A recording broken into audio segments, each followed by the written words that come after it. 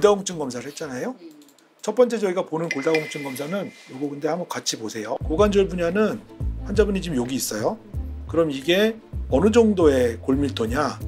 마이너스 2.3에 있으시니까 골 감소증 정도. 나이에 비해서 골밀도가 많이 떨어져 있다. 사실은 골밀도가 왜 중요한 거냐? 치료를 제대로 안 하시면 넘어졌을 때 부러질 확률이 그만큼 높은 거예요.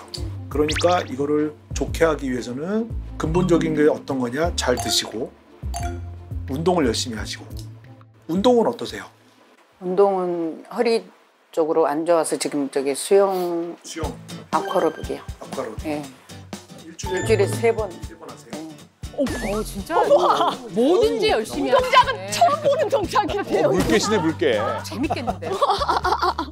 근데 단점이 물속에서 운동하시는 거는 그만큼 일반적인 그 중력보다 부력이 있기 때문에 반 정도 거의 얘기하기 20% 정도밖에 안 돼요. 5분의 1로 줄거든요. 수영 좋다고 다 많이 하라 그랬는데. 무릎 안 좋은 사람들. 근데 환자분은 오히려 중력을 자극을 주고 부담을 줘서 운동을 시켜야 되는데 아주 쉬운 운동만 하고 계신 거예요. 그래서 그런 것들을 잘 한번 바꿔보시면 골밀도가 단기간이지만 좀 좋아지지 않을까 하는 기대를 해보거든요. 그래서 그렇게 해서 한번 다시 뵀으면 좋겠어요. 이렇게 해서 도전자의 일상도 살펴보면서 저희가 의사 선생님께 이제 검진을 받는 모습까지 봤는데 이 화면을 보면서도 지금 두 분 이야기가 분분했어요. 네. 이건 좋다고 하던데 이게 뭐가 문제인가? 네. 뭐가 제일? 저는 일단 수영은 뼈 건강 안 좋은 사람들, 많이 걷기 힘든 사람들 수영 되게 좋아. 아쿠아 뭐죠? 아쿠아로빅. 아쿠아로빅. 뭐 그거 다 좋다고 우리 사우나 이모들 사우나 끝나고 그걸로 가시거든요. 근데 그게 안 좋을 수 있다는 게 좀 놀랐네요. 예. 또 어떤 게 뭐 문제라고 생각되셨어요? 아니면 문제 없다고 생각되셨어요? 저는 딱히 문제되는 게 안 보이더라고요. 네. 뭐 일단 제가 볼 때는 거의 다이어트 식단 드시고 네. 계시고 꾸준히 운동도 하시고 네. 그래서 큰 문제가 보이는 게 없어서 오히려 좀 놀랐거든요. 아하. 이게 네. 어디가 문제일까요? 예. 저희가 여러 의문도 갖고 있는데 여기에 대한 좀 답변도 궁금하고요. 문제의 관점을 보는 차이인데요. 네. 여기 물리치료사 선생님도 계시지만 관절이 불편하신 분들은 오히려 아쿠아로빅을 하세요 이렇게 말씀드리거든요. 네. 왜냐하면 정상적으로 걷는 것보다 물속에서 걷는 게 관절에 가해지는 하중이 20% 정도로 주니까. 그러니까 뼈는 계속 약해지죠. 좋은 예로 우주정거장에 나가 있는 우주인들 네. 장기간 우주에서 머물다가 다시 지구로 귀환을 하면 골다공증이 너무 심해져서 처음에 한 달 정도는 걷질 못해서 병원에 누워 있어요. 네. 처음에 한 달 정도는 걷질 못해서 병원에 누워 있어요. 네. 중력이 그만큼 중요한 거고 중력에 의한 지속적인 자극 때문에 골밀도가 유지되는데 물속에서 계속 생활하시면 결국은 나는 중력이 5분의 1밖에 안 되네? 몸이 그렇게 인식을 하고 골밀도가 빠질 수밖에 없는 거예요. 소름. 우리가 중력 때문에 지금 여기 서 있는 거고 네. 중력 때문에 우리의 뼈 건강도 유지가 되고 있는데 네. 그걸 너무 반하는 건 좋지 않다라고 말씀하셨고 그다음에 아까 그 풀 이렇게 초록초록한 그 밥상을 보면서 야 잘하고 계신다 그랬는데 거기에서도 문제를 좀 찾으셨네요. 제가 보기에는 잘 드시는 거 중요한데요. 네. 잘 드시는 것보다 더 중요한 건 골고루 먹는 거라고 생각하고요. 단백질, 지방, 탄수화물 이 세 가지가 골고루 섞인 식단이 네. 가장 좋은 건데 너무 단백질과 탄수화물을 멀리하는 식단이 아닌가. 체내에 칼슘이 부족해지면 이 부족한 칼슘을 뼈에서 끌어다 쓰기 때문에 결국은 장기간의 다이어트를 통해서 무기질 또는 유기질, 칼슘 성분, 단백질 등이 부족해지면 뼈 건강이 안 좋아질 수밖에 없는 거죠. 그래서 다이어트를 일찍한 여성일수록 폐경도 빨리 찾아오게 되고 이것 때문에 뼈 건강이 더 안 좋아지는 이런 악순환이 생기는 겁니다. 네. 아이고. 사실은 대한민국 모든 국민이 다이어트에 몰두하고 있다고 해도 과언이 아닌데 우리 모두가 한번 유념해서 오늘 시간 같이 나눠보면 좋을 것 같습니다.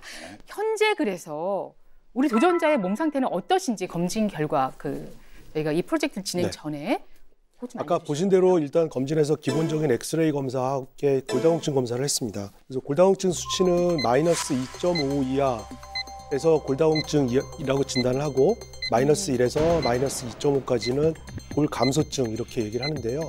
기본적으로는 도전자의 골밀도는 고관절에서 마이너스 2.3 정도에 위치하고 있었습니다. 마이너스 2.3 정도에 위치하고 있었습니다. 그래서 이미 골밀도가 감소하고 있는 추세고 골 감소증에서 골다공증으로 넘어가는 과정이다. 이렇게 생각될 수 있었습니다. 뭐 골다공증, 골감소증 이런 얘기와 함께 이제 뼈의 중요성에 대해서 좀 설명을 해주시죠. 네. 네. 사진을 보면서 설명을 드리면 우리 몸의 뼈가 이 피질골과 해면골 이렇게 두 가지로 나누는데 이 겉뼈와 속뼈가 있는데 이 겉뼈는 주로 강도를 유지하게 되고 속뼈는 칼슘을 저장하는 창고로 쓰인다 이렇게 생각하시면 됩니다. 그래서 골 밀도라고 얘기할 때는 이 스폰지뼈, 이 해면골이 얼마나 밀도 있게 꽉 차 있냐 이거를 보는 건데요. 속뼈. 그래서 이 안에 칼슘, 그리고 인 이런 무기질들이 시멘트 성분처럼 튼튼하게 차 있어야 튼튼한 뼈라고 얘기합니다. 나이가 들면 이 안쪽 뼈부터 조금씩 커지면서 빈 공간이 늘어나는 건데요. 결국은 그 해면골, 속뼈가 구멍이 커지게 되면 결국 겉뼈의 두께도 약해지게 되고 그러면 증상이 나타나는 건 큰 뼈보다는 오히려 작은 뼈, 손가락 뼈나 발가락 뼈. 네. 별거 아닌 것 같은데 작은 외상에도 쉽게 먼저 부러지는 데가 이런 부위거든요. 그래서 이렇게 손가락, 발가락 이런 데 금이 간다 이렇게 되면 아, 내 뼈가 정상이 아니구나 이런 생각을 하시는 게 좋을 것 같고요. 저 정도면 거의 현무암인데요. 저 정도면 뭐가 없어 깜짝 놀랐네. 아니 저 정도 되니까 네. 왠지 좀 무섭긴 하네요. 네. 그리고 결국 이런 거를 지금 도전자처럼 놓치시게 되면 결국은 겉에 튼튼한 뼈까지 약해지면서 쉽게 넘어지면 고관절, 척추 이런 데 큰 뼈가 부러지게 됩니다. 근데 이게 또 골다공증이 아까도 계속 이제 소리 없는 뼈도둑 이렇게 얘기를 했는데 소리 없어. 이거는 우리가 뭐 어떻게 볼 수도 없고 대충 느낌으로도 뭔가 이상한데 이런 것도 아닐 것 같아서 병원 가서 다 찍어보고 이러지 않으면 알 수 있는 방법이 없지 않습니까? 100% 정확한 건 아닌데요. 해면골을 유지하는 것 중에 중요한 게 무기질도 있지만 섬유질, 콜라겐 성분도 있기 때문에 콜라겐 성분이 많이 떨어진다 그러면 골다공증이 있는 거 아닌가 이런 의심을 하셔야 되는데 이마나 주름, 눈 주변에 주름이 잘 생기잖아요. 특히 입 주변에 주름 생기시고 갑자기 이런 게 생긴다 그러면 아, 골밀도도 감소했을 수 있겠구나. 결국은 섬유를 만들어내는 콜라겐 성분들이 감소되면 손톱이나 발톱 이런 것들이 잘 부러지고 금이 가고 그럴 때 있어. 나 모르겠어요? 나 맨날 갈라져요. 어머나. 아니 손톱이 얇기도 하고. 나는 뭐 없지. 아유 여기 뭐 너무 튼튼하고. 저도 잘 부러집니다. 손. 그래서 이건 금방 알수 마찬가지로 있죠. 네, 마찬가지로 내가 원래는 손발톱이 잘 자라는데 잘 안 자라는데 아니면 잘 부서지는 것 같아 이런 증상이 있으시면 아, 나 골다공증도 한번 검사해볼까? 이런 합리적인 의심을 해보시는 게 좋을 것 같아요. 아 알겠습니다.